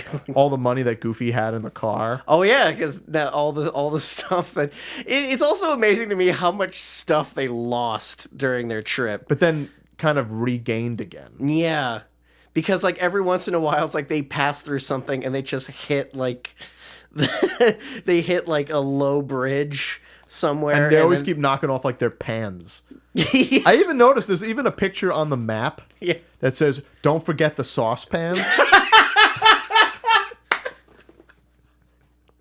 Oh If you god. look at the map, there's a sign, there's writing that says, "Don't forget the saucepans." Yeah. I didn't even notice that until recently. There are actually a lot of little things and nods, like stuff that you could just pause the screen and look at the backgrounds on, because we'll get to it, but later on in the Powerline concert, that lady and the small guy that we followed throughout the movie, or like that were in the background, they show up in the end, and it's like that big singer at the end is her, and you see on her mirror the picture of the little guy, like right there, and he's actually one of the people that throws in the instruments into the theater. Yeah. So it's like, all right, Things hook up. Yeah. These nuns keep following them. the nuns are at the concert. Yeah. The nuns are at Mickey. Lester's Possum Park. They're at Lester's Posture Park. Lester's Learn the importance of standing up straight here at Lester's Posture Park.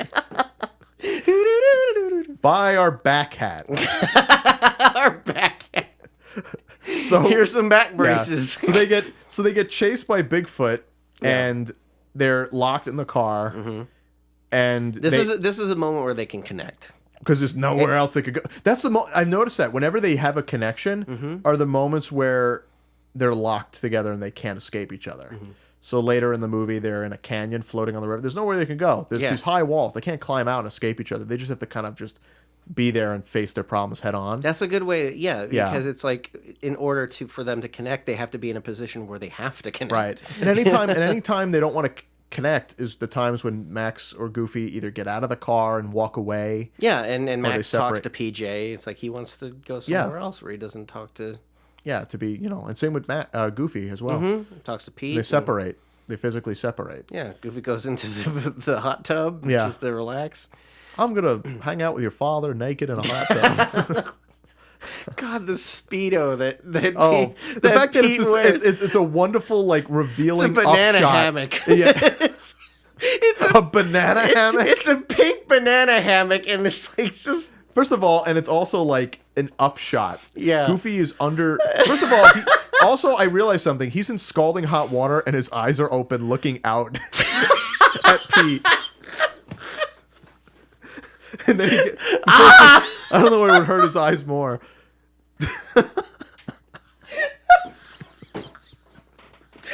No, it's just like he brings his eye out and then he just goes back inside like That hurt. And then he looks It's up like- at Pete. Well, I think I'd like going back into the water. What were we saying? So they're locked with Bigfoot in the car. Yeah. And he heats up, and I love that. It's great. There's even a line where he takes the cigarette lighter and goes, "At least this is useful for something." Yeah. And he Anti-smoking. Heats up a can of soup, And they have a nice little bonding moment, and it always looks so painful. Him punching the hole with his teeth. With his teeth. Yeah, but it impresses Max. He's like, "Whoa, where'd you learn that?" My granddad. Yeah, and he's like, and that's where they can connect. It's like he talks about his grandfather, and it's like, and I love that where there's that moment where he's like, "You guys must have had a lot of fun together." He goes, "Yep," and it's like. I just can't imagine Goofy grieving over his father like years before. We used to have a lot of fun. Yep. And then it just goes back into like yeah. And then the thing I like, and then after they have a bonding moment and they go to bed in the car, and Max is frustrated and tries to write a postcard to Roxanne, and he can't write it. And out of frustration, he kicks the glove box, and the map comes out, and he changes the map, which is a really dynamic moment. It's really great underlit with the light from the glove box. And the map is like huge. Yeah. It's like it's intimidating. Yeah. And the lighting is really great for it too. It's a really powerful moment. Yeah. And so when he changes it, it just makes it, and also the fact that he doesn't want to wake up his dad to see like that he's erasing it and rechanging it. So it's like he's on the clock as well, and he's like trying to do it and like really fast, and he breaks the pencil, and then there's that intense moment, and all the shots of Goofy like yawning, and it's like forced like weird distorted perspective. But I love how the camera the camera keeps getting closer and closer, and the cuts get shorter and shorter, and then you finally cut to Goofy, and he says that how many cups of sugar does it take to get to the moon? 3.5. It's weird. I saw a video once where he says 3.5, and then you just come back to Goofy, and his head explodes like in Scanners. It's like it couldn't process. It's sad. I remember posting once, how many cups of sugar does it take to get to the moon? And then someone like immediately was like, well, if you measured each gram of sugar out, it would and they said like how many cups of sugar would it actually take to get to the moon? Oh my God. And I'm like, wow, someone actually took the effort to find out how many cups of sugar it would take to get to the moon. Wow, it's all math. Yeah, it's all math either way. All math. And then not something that Goofy would want to explain to him. And the great thing is, what was that?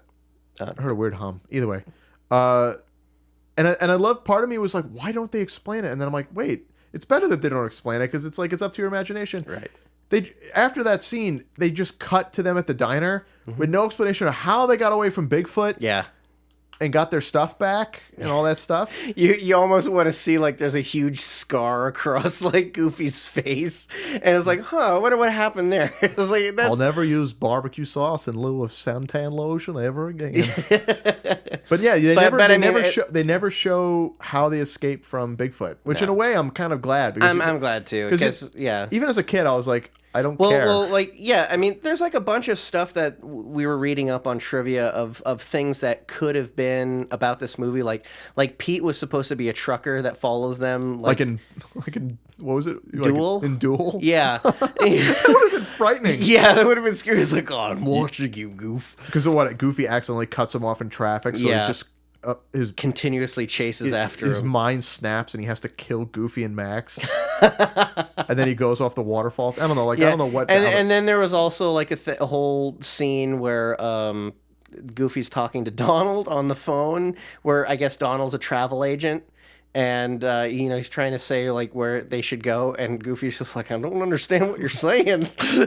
I guess I'll take them to Lake Destin. I don't know. Like, either way, it's probably for the best that those are cut out. Yeah. And so you get to the diner, and there's some weird lines in the movie that I remember. It's always the oddest, like most unimportant lines that I remember in a movie. And the biggest one for me in Goofy movies is the waitress who brings them their food, and she just goes up the back and goes, eggs. Eggs.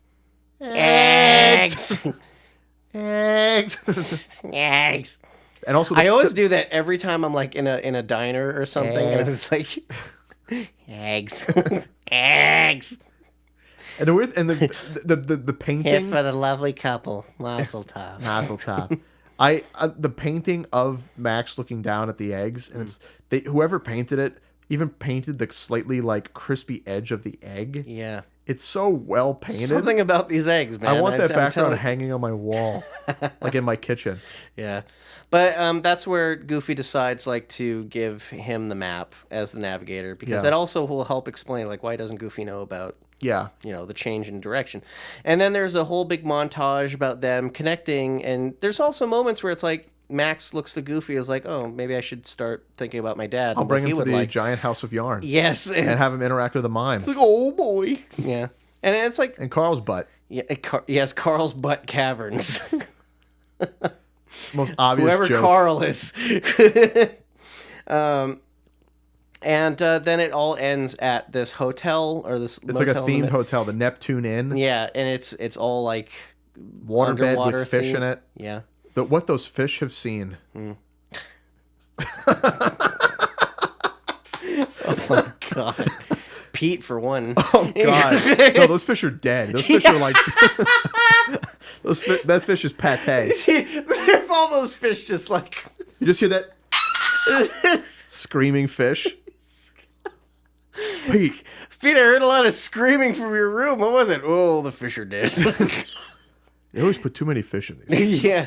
Yeah. But there's the moment where it's like Pete overhears PJ and Oh, but before we get to that, I need to say something. This is also really just a stupid note. Oh. Everyone always talks about how delicious looking the pizza is. it's constantly melting. That's to me, that's just a little bit more appetizing looking than Dom Bluth All Dogs Go to Heaven pizza. Right? Where it's like, no, it's raw. The dough is raw. Put it back in the fucking oven. Yeah. I'm from New York. I know New York. I know pizza. Yeah.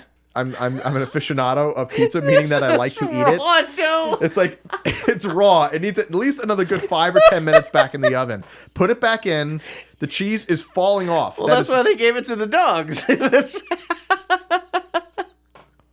But yeah, but like in the Goofy movie, constantly melting like cheese. the act of the act it's of oozing. like the act of PJ, and this also bothers me to no end. Oh, yeah. Okay, and this happens multiple times in the movie, so hear me out. Right.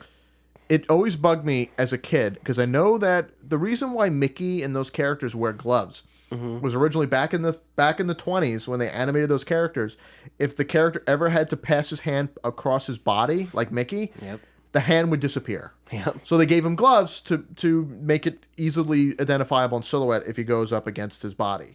Same with Goofy and all those other characters. It became a staple. Yeah.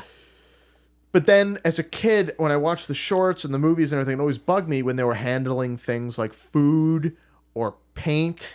Because I'm like, you're going to get your gloves dirty and greasy, and it's awful. Yeah. Goofy is eating pancakes in the diner. He takes a fork and shoves it into the pancakes, and then eats it. And I'm like, he's going to get... The way he's doing it, he's getting syrup all over this part of his hand. 1. 2... PJ is picking up pieces of the cheese and putting it back on the pizza. His hands are greasy as hell. Yeah. And they're white gloves. No stains are coming I out. think that's a whole part of their body now. It's their part of their anatomy. Right. And then getting into the hot tub. They're wearing a they're bathing in the suit. water. They're wearing gloves in the hot tub. Their gloves are going to get wet, which is going to make... They're never going to dry I have out. a feeling if you take those gloves off, it's just going to be a skeleton hand. You know, Human, it's no, just imagine it's a just- human hand That's with their knuckles. skin. That's basically. No, they take off the glove and it's a realistic 5. I've been sticking my ring finger and my pinky together for the last 65 years.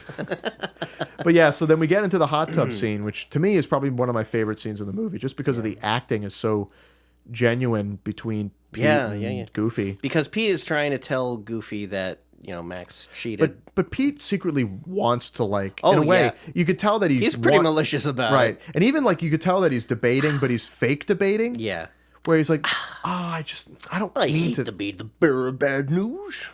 and and you get to see Goofy like go through a range of thought, especially one scene where he's what, and he's like he's in doubt, he's in shock, and he goes into doubt of Pete and goes, I don't believe you. Yeah.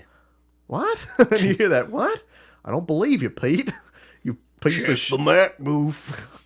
And then and this is another favorite. And then he leaves, and there's a weird shot where Goofy's like on 5s walking away, which is like, Oh yeah. and I was like, Yeah, they That forgot one to, wasn't in between. They forgot the in between that scene. Well, you know, But he's in time the was running car out. and he's debating, and he's like, But here's the thing that I love about that shot. Instead of showing him getting into the car, you see him walking back to his room because, you know, at a motel, your car is parked right in front of your room. So he's about to go into the room, and then he's like, there's a moment of doubt behind his back. Like, you see just his back. You see him look at the car. Then you hear, you see the glove compartment, and the lights are off. You hear the door open. The roof, the interior light comes on, shining on the glove box. Yeah. And then you hear the door shut. And it goes back dark again, but you're still focused on that glove compartment door. Yeah. And first of all, that's a wonderfully composed shot. It's like a great cinematic device. But two, it's a hell of a lot better than animating Goofy get into a fucking car. right. It's animating someone getting into the car. Another thing too is that I would say anywhere between 45 and 50% of this movie takes place inside of this car. And to make sure that every shot, when you cut back from the dashboard and seeing both of them to Goofy to Max, I mean, I don't know how many backgrounds. I wish I could go in and just, I don't want to, that sounds really obsessive compulsive, but to go in and count how many times they had to redraw the interior of that fucking car. Yeah. From Goofy's perspective, from Max's perspective, a perspective showing Max, but also the outside, from the outside, from the inside, from the dashboard a slightly farther away in a warped perspective, Angles. from the top, from the bottom, From the outside, angled the up, side. angled up at Goofy, angled down at Goofy or Max, to show the glove compartment. It's like whoever worked on this movie as a layout person probably knows how to draw the inside of a fucking car really well because it's really well done. And then inside this car, and we also should mention that the car itself is like it's CG or it's rotoscoped. I think they probably CG'd it and then traced over it. Yes. When It's like the Iron Giant. It's you know. Except I remember hearing a story from someone, I don't remember who, but they were an effects person on Goofy Movie. And there's a scene in the movie where we know when Goofy's driving, it's after the open road and he's going into the wrong lane and Max is taking him off the road. It's a very subtle scene because the car is slightly bouncing. Yeah. And he had to in between the ropes that were tying the bundle on the top of the car. Right.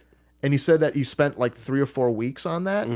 And he wanted to kill himself because to do in betweening on something as minimal as a bag on a car, because the car is slightly moving in that shot. It's up until when it's a nearly static shot. Right.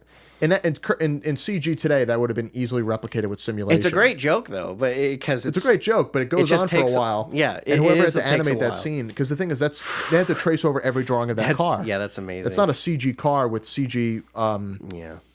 Cell shading on it. It's someone had to trace over that model of that car, and they do it a lot. It happens a lot in this movie. In the water, they do it when it's in the water. They do it when it's going down, going around corners. And stuff. Yeah, the scene coming up. Okay, so Goofy finds the map. Goofy finds the map and he checks it, and he has like this.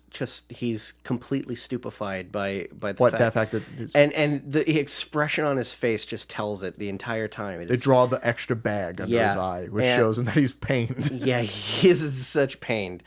And then they're driving away, and then they have like a moment where it's like, okay, they're getting to a fork in the road, and the junction point. And Goofy knows, like, you know, what should happen, and it's another one of those moments where it's like he keeps getting closer and closer every time they cut to each other, and it's like, okay, Maxie, which way should we go, left or right? And Goofy knows what's going on. Max knows what he's doing, and he's like, Max is also conflicted as well. So he's like, he doesn't know, should he go to Los Angeles or should he go to Idaho? Los Angeles, Idaho, Los Angeles. And at that moment, Max says left. And that is, you know, and it's great because even at that moment, it's like, you know, Goofy wants to go to Idaho. Yeah. And when Max says left, they hit the middle fork, like that barely middle incline there, and they hit it. So it's like, you know, he was about to go right, but he's going left. He had to veer left, and he hits that like just right at that time. And then Goofy's that's one of those. And then you cut, and then Goofy's expression is it's the angriest anyone has ever probably seen Goofy. Yeah, because it's angry where you're like blowing up, and then there's fuming. This is Goofy fuming. Yeah. He's stewing in it, it's it's awkward. And then his son is like, "How about a song, Dad?" He's just like, and then finally they stop on the side of the road, and you know there's a slight confrontation, and Then Goofy forgets to put the parking brake it's on. actually going And back. there's no music. No, going back to that. Yeah, going back to that part. It's almost a complete dynamic to the earlier scene where Max doesn't say anything, and Goofy's trying to says like, "You want to sing a song? Do you want to play a game or something?" Now Max is doing that. You want to play, yeah. So it's like, and then Goofy just like pulls over on the road and he pulls a Max. Mm-hmm. He's kind of like, he turns into Max. He stops and goes and gets as far away from his son as he can. Yeah. So, but he's so infuriated by the entire idea. Yeah. It's like, it's like, why? I'm too stupid to Yeah. to figure it out anyway. So it's like, and then Max is a little frustrated by this. He leans on the car. The parking brake's not on. The car drives away. And I think this is one of the best animated scenes in the entire movie because so much stuff happens. You have a car. You have the two, Goofy and Max, going around and around this car. Because the door's locked. Yeah, because the door's locked, and they're just going around and around on this thing, and they're going up and down on crevices, and then they're going down hills, and then they're going into the water, which there's even more effects from that, and they're careening down this river, and it's there's so much stuff going on, but it's it's just great to look at, just because of all the constant movement and motion. And while this is happening, they're arguing to each other. There's this it's like, I didn't want to go on this stupid vacation. It was like, I just, what do you... Yeah. What do you think? And then it's finally, because now they're fighting, and it's the torrents of these waves kind of represent. And then right when they reach their pinnacle of their argument, it gets quiet. The river starts churning. And this is the moment that always gets me. It gets me now. Like just talking about it.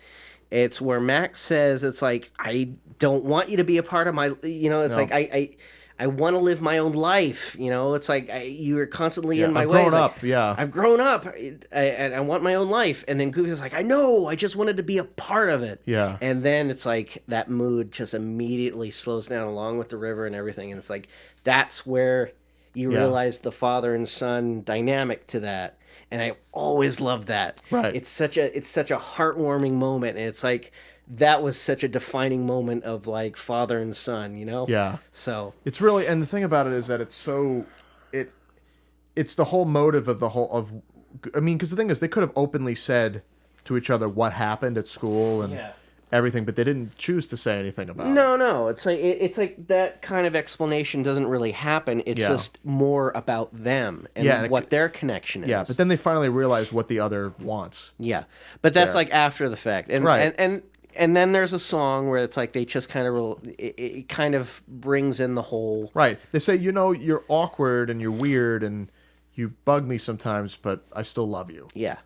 And there's, you're my dad and you're my son, and that's the way it is. Yeah. Which is a great song when you think about it in that context. Yeah. And then they have this nice song with cute animal stuff in the background. Because Goofy and Max aren't interesting enough to begin with, so we have to cut to chipmunks on the side of the river and lizards. Well, something has to happen while the song is playing. Otherwise, we're just watching them going down the river. Right. But then they get to, and then you transition, and then Max tells the whole story about what happens, and then you get to this waterfall climax scene. And the thing I noticed and this is from an animation standpoint, the way the water's animated, it's done with I think how they used to do water, say it looks like the water that they did in Pinocchio. They would shade the water with black. They would use the graphite and they would animate the water with black, and then what they do is when they would shoot it to film, they'd invert it. So whatever was black would be white or a lighter color. So that's what they did. So there's a slight toothiness to the water, which I find really makes the water seem all the more coarse and rough and more crazy. And also the colors of this entire scene, where it's it's intense because the sun is setting. Yeah, it's the end of the day, which is really helps intensify the entire moment of it. And there's that moment where it's they're hanging off the edge, or Goofy is about to fall over the waterfall, and Max is kind of on a tent, like a the canopy that was tied to the top of the car gets loose, and the ropes go around Max, and it's like a makeshift updrafts from the waterfall make Right. him float up. Yeah. So he does the perfect cast, and he catches Max. Yeah. the falling. I was about to say like the comic you did. Oh yeah. Like Kylo Ren. Max. Yes. And he catches See him, the and face of my son. Sorry, they completely ruined it. yeah, it was. But great, yeah, no, he has that moment where it's like he does the perfect cast, and Goofy's like the perfect cast. And then it's like they're together, and like Goofy's just like, you know what? Let's finish this trip and let's Yeah. go to L.A. and do like it, which Yeah. that ties it up all together. And then the big scene at the end. Well, we can't ignore the Powerline concert. No, the Powerline concert. The animation on Powerline is fantastic. by the way. Yeah, so loose and fun. well, that was the scene that they. It's just kind of funny to me that is basically the end of the movie, and that was the scene that was most showed in promotion. Yeah. Just like on TV 'Cause constantly. it's like, oh, you spoiled the ending of the fucking movie. Yeah. Goddamn. I mean, everyone knows. But that at the he's gonna same make it to time, concert. if you only knew that, it was like. You don't know the events leading up to Right. it, which is probably more important than that entire scene altogether. And the thing about that scene is that I know so many people who we always talk about when they split up and Goofy's looking for Max and Goofy peeks into that large dynamo woman's room. Everyone laugh. That's the biggest laugh in the movie is when it's so specific. Whoever had to plan that animation, give him a fucking medal because it's so. Of him like holding his face. He's pulling his face down and then he's twirling his ears. He's like, oh gosh. Yeah. Yeah. What is Goofy into? Sorry. Yeah, I wonder But, what his yeah. wife looked like. Yeah, but then, and the thing is, another thing I forgot to bring up is that the Goofy as a character, his personality being Goofy is played up very much in a very unique way in this movie. His physical goofiness is very restrained and downplayed, and there's only a few moments where he's physically goofy, where he's doing like. And the moments, even in the waterfall, it's like when he gets hit, like there's that big slam against the rock. Yeah. It's like, right, but that's that, and a couple moments like him on the jet ski earlier in the movie during the montage, and occasional moments. It gets goofy, but if you look at the old cartoons, his arms would literally tie into knots. Right, yeah. That doesn't happen. He's treated very realistically, and he's very grounded. You know, there's real gravity and real weight, and he could die. Goofy can die in this world. There's times where he almost did on the He's waterfall. falling hundreds of feet and crashes to the ground, and nothing happens. Goofy has mortality.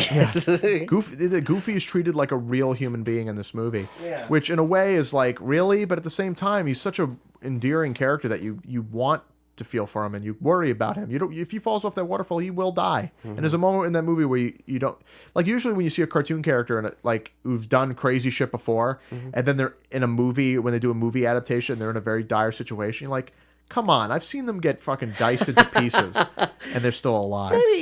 Maybe that's the reason why. Like Tom and Jerry and Tom and Jerry the movie, and they're in a house that's on fire. I've seen him literally Tom get blown up. Yeah. Okay, Yeah. and he's fine. Yeah. So it's that, but in this case of this movie, you forget that Goofy is a cartoon. To your suspension of disbelief is brought because this movie's treated so realistically. He can take a hit, but you can believe that he will die on the bottom of this waterfall if he crashes falls on it. And then you get this Powerline concert. He gets the only other time where he's really, really goofy as far as him slapsticky is when he's inside that globe and he gets electrocuted. Yeah. And then he dances and and he does a weird dance Yeah. which is the perfect cast dance. Yeah, So and who would bother me? We cut back to Roxanne and Stacy's party. Yeah. And there's a part where when you first see them, and you just see Bobby going, "That goof kid ain't there." Yeah. It's like you're his friend.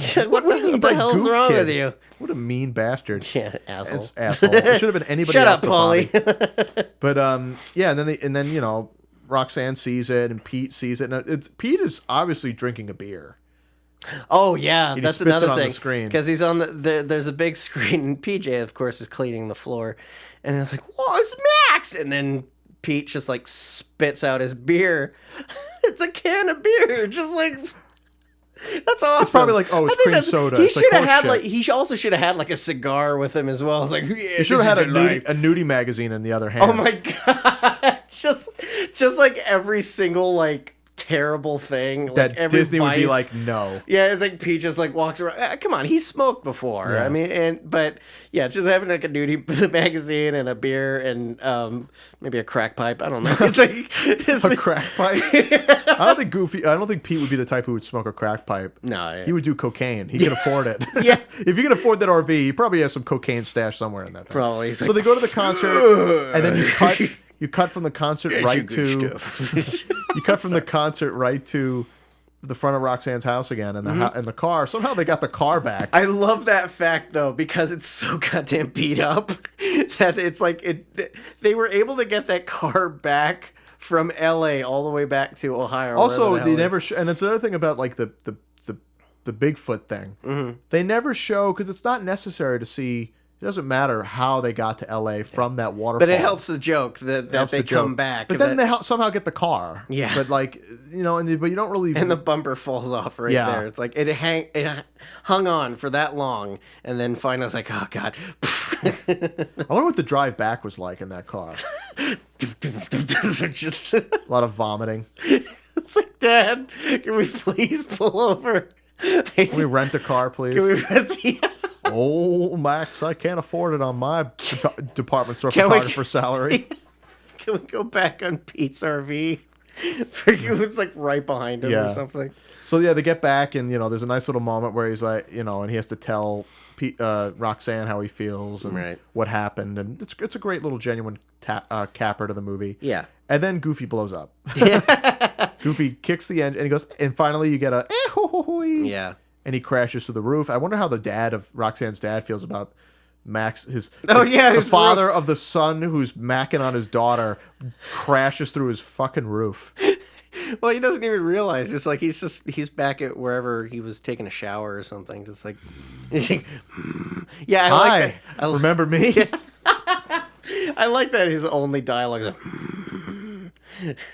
If you're a but it just ends there. It just ends. It's but like if you're a teenager and you're gonna go ask out a girl, I don't think there would be anything else you could imagine the father saying but growling. right. Yeah. Hi. But I mean, like, you know, Max introduces Goofy to Roxanne, which is a nice, sweet little sentiment to the end of, you know, he's finally not embarrassed about his dad. You know, and it's then like, and then it's established later that Max and Roxanne broke up. yeah. You Well, never we see don't it? know that. We don't know that because it wasn't even mentioned. It's like, Well, I know that he was invited her to House of Mouse once, but then they did a direct-to-video movie, a Christmas movie, where Max brings a girl home from college. oh, was it like his college year? College years, Oh gosh. and it wasn't Roxanne. Oh, Girl with short brown hair. well, I guess Roxanne wasn't worth it. I think she had the same name. I think technically it was the same name. she was as, just a high school fling. no, yeah. Apparently she has the same name as there was the Beatnik girl from Mona was her name. I forgot her name. When she was the Beatnik girl in Extremely Goofy movie, but then they used her name was Mona, and then Mona was in that Christmas movie, but she was completely different design. That's weird. I wonder what PJ thinks of that. Oh man, Oh, Max, you stole my caught girl. Roxanne on the rebound. Oh wait, that's true because he had a thing for the Yeah. Oh, Yeah. maybe that's why PJ isn't in those movies. Yeah. No. Sorry to ruin a Goofy movie for everybody. Well, we are way over time on this. This is probably the longest we've ever This done. is the longest we've ever How talked long about is a it? movie. We're at about like hour and 40 minutes right now. Holy so, mackerel! Well, we might as well just round it off to 2 yeah. hours. No, So, I'm just kidding. well, I wanted to top this off. I mean, we both agree that Goofy movie is like a fantastic movie. yeah, Yeah. we're biased. We love this movie. I don't know if Childhood we should movie. be biased, and it is a very well-rounded movie. It might be mediocre to some, but honestly, I think that it really encapsulates a lot of not so much high school movies or road trip movies. It's just a really well-balanced movie, and it has a lot of great character to it. It's fun to watch. It's fun to look at. The characters are very charming and memorable. It feels like a movie. Yeah, even if you didn't know anything about Goofy or Max, it seems like a very well done movie. Yeah. So, in terms of story and plot and character design, it's like I can't praise this movie enough. It's one of those movies that's always going to be on my top 10 as one of the greatest movies. Greatest animated movies that I've ever seen. Yeah. So I wanted to read off some trivia Oh, that we God. found.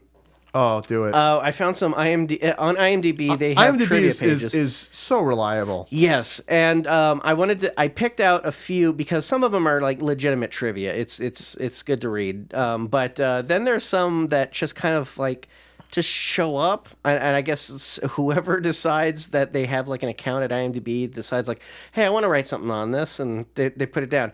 And then I'm also gonna because you can also vote who finds this interesting, so other members can look at this. Okay, so from top to bottom, here are some trivia in it.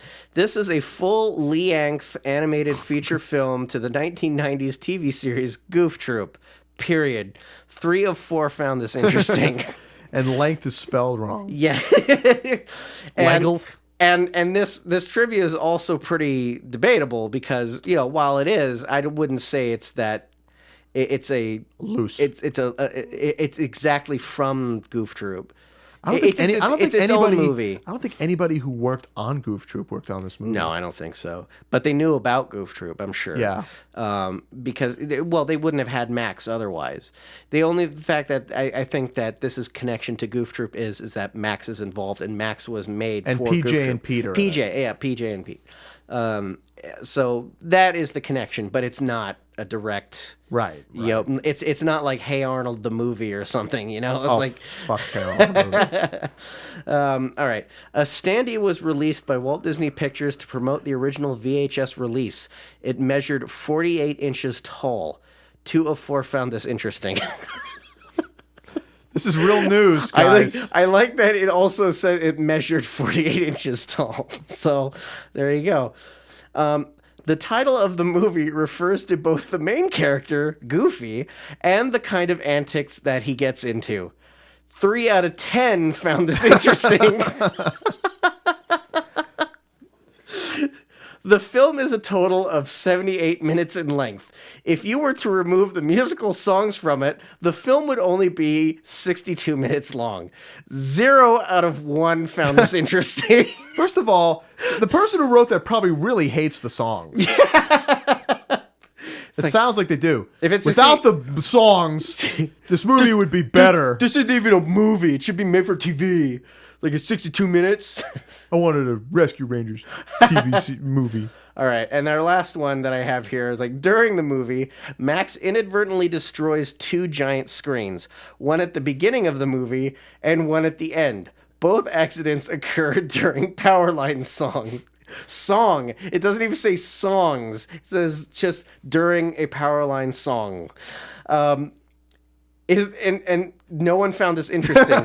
It just says, "Is this interesting?" ? And that's it. So yeah, there's your trivia for Goofy movie. Leaving out the Katzenberg influence. Yeah, the Katzenberg influence. I don't give credit to Katzenberg for anything. I think this is the that's guy who complete wanted BS. to ruin Toy Story. Well, the thing is, the trivia said that this movie was inspired by Katzenberg going on a trip to connect with his daughter, and immediately that sent up a red flag to me because first off, it's like, I don't really think that's true. And also, why would you make a movie about a boy and his dad when you were with your daughter?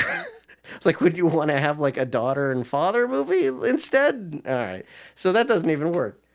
But yeah, that's our discussion of a Goofy movie. It's a definite watch. If you haven't seen it already, how dare you? Yeah, go see it.